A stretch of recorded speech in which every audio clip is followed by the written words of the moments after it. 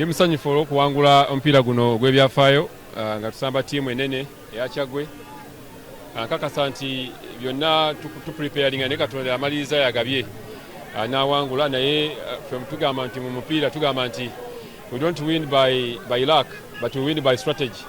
So kyenyinza okwogera nti strategy yaffe yakoze gye twategese mu mupiira gw'olunaku olwaleero, era ndi musanyufu nga coach ne bannange n'abasambi bange nti tusobodde okwalifyinga okusinza group nga bwefaana tumaze okwalifyinga.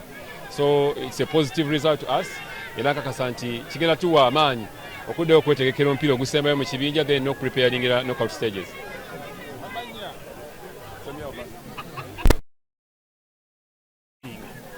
Nti tubadde mu comfort zone olwa points zetukola ki zetuyina tugezezaako okushinga abasambi naye sometimes kiba nakyo, so it is a loss etwaniriza mu kaseera akatuufu. Loss eno tugenda tugifunyemu ebyokuyiga, abasambi bagenda kugiyigamu nti we can lose, tusobola okuluzinga like today we have lost. Singa habit eyo katuddamu ne tubuildinga momentum badde bamanyi tetuluzinga but we have lost a game. Mu loss eno twagala tufunemu okuyiga nti etuyambe okutandika okupikinga momentum okuva wano, ate emipiira gino egiddako omukaaga ogusembayo n'emipiira giri etaano egiri very very crucial gye tugenda otandika. So it is, we are disappointed that our fans babaddewo mu bungi ne tuluzinga, but it is a lesson to us mu mipiira egikola ndokola ki okuddamu nti corrections tugenda ziraba abasambi naffe eno wennyini tulabe bye tutereezaamu mu stage gye tugenda okuddamu etali mu kukola era.